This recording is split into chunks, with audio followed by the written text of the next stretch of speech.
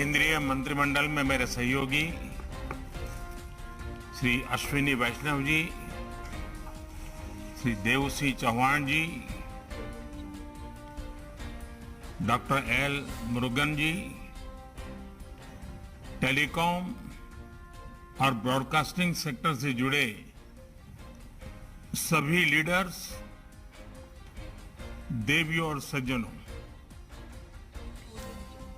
Telecom regulatory authority of India try, इससे जुड़े सभी साथियों को सिल्वर जुबिली की बहुत बहुत बधाई। ये सुखद संयोग है कि आज आपकी संस्था ने 25 साल पूरे किए हैं। तब देश आजादी के अमृत काल में अगले 25 वर्षों के रोड मैप पर काम कर रहा है, नए लक्ष्य तय कर रहा है। थोड़ी देर पहले मुझे देश को अपना खुद से निर्मित 5G टेस्ट बेड राष्ट्र को समर्पित करने का अवसर मिला है। ये टेलीकॉम सेक्टर में क्रिटिकल और आधुनिक टेक्नोलॉजी की आत्मनिर्भरता की दिशा में एक अहम कदम है। मैं इस प्रोजेक्ट से जुड़े सभी साथियों को, हमारे IITs को बहुत बहुत बधाई देता हूं। साथ ही मैं देश के युवा साथियों को, रिसर्चर्स और कंपनीज को आमंत्रित करता हूं कि वो टेस्टिंग फैसिलिटी का उपयोग 5G टेक्नोलॉजी के निर्माण के लिए करें। विशेष रूप से हमारे स्टार्टअप्स के लिए अपने प्रोडक्ट टेस्ट करने का ये बहुत बड़ा अवसर है। यही नहीं, 5GI के रूप में जो देश का अपना 5G स्टैंडर्ड बनाया गया है, वो देश के लिए बहुत गर्व की बात है। ये देश के गांवों में 5G टेक्नोलॉजी पहुंचाने और उस काम में बहुत बड़ी भूमिका निभाएगा। साथियों, 21वीं सदी के भारत में कनेक्टिविटी देश की प्रगति की गति को निर्धारित करेगी। इसलिए हर स्तर पर कनेक्टिविटी को आधुनिक बनाना ही होगा और इसकी बुनियाद का काम करेंगे आधुनिक इंफ्रास्ट्रक्चर का निर्माण, आधुनिक टेक्नोलॉजी का ज्यादा से ज्यादा इस्तेमाल। 5G टेक्नोलॉजी भी देश की गवर्नेंस में, ease of living, ease of doing business, इन अनेक विषयों में सकारात्मक बदलाव लाने वाली है। इससे खेती, स्वास्थ्य, शिक्षा, इंफ्रास्ट्रक्चर और लॉजिस्टिक्स, हर सेक्टर में ग्रोथ को बल मिलेगा। इससे सुविधा भी बढ़ेगी और रोजगार के भी नए अवसर बनेंगे। अनुमान है कि आने वाले 1.5 दशक में 5G से भारत की अर्थव्यवस्था में $450 बिलियन का योगदान होने वाला है। यानी ये सिर्फ इंटरनेट की गति नहीं, बल्कि प्रगति और एम्प्लॉयमेंट जनरेशन की गति को भी बढ़ाने वाला है। इसलिए 5G तेजी से रोल आउट हो, इसके लिए सरकार और इंडस्ट्री दोनों को कलेक्टिव एफर्ट्स की जरूरत है। इस दशक के अंत तक हम 6G सर्विस भी लॉन्च कर पाए, इसके लिए भी हमारी टास्क फोर्स काम करना शुरू कर चुकी है। साथियों, हमारा प्रयास है कि टेलीकॉम सेक्टर और 5G टेक्नोलॉजी में हमारे स्टार्टअप्स तेजी से तैयार हो,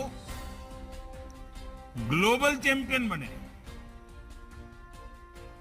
हम अनेक सेक्टर्स में दुनिया के एक बड़े डिजाइन पावर हाउस है। टेलीकॉम इक्विपमेंट मार्केट में भी भारत के डिजाइन चैंपियंस का सामर्थ्य हम सभी जानते हैं। अब इसके लिए जरूरी R&D इंफ्रास्ट्रक्चर और प्रक्रियाओं को आसान बनाने पर हमारा विशेष फोकस है, और इसमें आप सबकी भी बहुत बड़ी भूमिका है। साथियों, आत्मनिर्भरता और स्वस्थ स्पर्धा कैसे समाज में, अर्थव्यवस्था में मल्टीप्लायर इफेक्ट पैदा करती है, इसका एक बेहतरीन उदाहरण हम सब गर्व से कह सकते हैं, हमारा टेलीकॉम सेक्टर है। हम जरा पुरानी तरफ नजर करें, 2G का काल, 2G का काल यानी निराशा, हताशा, करप्शन, पॉलिसी पैरालिसिस, और आज उस कालखंड से बाहर निकलकर देश ने 3G से 4G और 5G और 6G तक की तरफ तेजी से कदम बढ़ाए हैं। ये ट्रांजिशन बहुत स्मूथली, बहुत ट्रांसपेरेंसी के साथ हो रहा है, और इसमें TRAI की बहुत महत्वपूर्ण भूमिका रही है। रिट्रोस्पेक्टिव टैक्सेशन हो या AGR जैसे मुद्दे, जब भी इंडस्ट्री के सामने चुनौतियां आई हैं, तो हमने उतनी ही गति से रिस्पॉन्ड करने का प्रयास किया है, और जहां जहां जरूरत पड़ी हमने रिफॉर्म भी किया है। ऐसे ही प्रयासों ने एक नया विश्वास पैदा किया। इसी का परिणाम है कि 2014 से पहले एक दशक से ज्यादा समय में जितना FDI टेलीकॉम सेक्टर में आया है, उसमें 1.5 गुना से अधिक सिर्फ इन 8 सालों में आया है। भारत के पोटेंशियल पर इन्वेस्टर्स के इसी सेंटिमेंट्स को मजबूत करने की जिम्मेदारी हम सभी पर है। साथियों, बीते वर्षों में सरकार जिस तरह नई सोच और अप्रोच के साथ काम कर रही है, उससे आप सभी भली भांति परिचित हैं। साइलोज वाली सोच से आगे निकलकर अब देश whole of the government approach के साथ आगे बढ़ रही है। आज हम देश में टेली डेंसिटी और इंटरनेट यूजर्स के मामले में दुनिया में सबसे तेजी से एक्सपांड हो रहे हैं, तो उसमें टेलीकॉम समेत कई सेक्टर्स की भूमिका रही है। सबसे बड़ी भूमिका इंटरनेट की है। 2014 में जब हम आए तो हमने सबका साथ सबका विकास और इसके लिए टेक्नोलॉजी के व्यापक उपयोग को अपनी प्राथमिकता बनाया। इसके लिए सबसे जरूरी ये था कि देश के करोड़ों लोग आपस में जुड़े, सरकार से भी जुड़े, सरकार की भी सभी इकाइयां, चाहे केंद्र हो, राज्य हो, स्थानीय स्वराज संस्थाएं हो, वे भी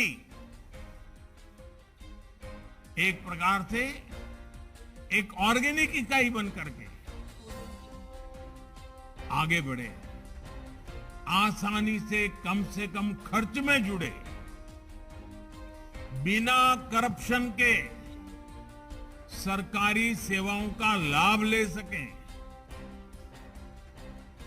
इसलिए हमने जनधन, आधार, मोबाइल की ट्रिनिटी को डायरेक्ट गवर्नेंस का माध्यम बनाना तय किया।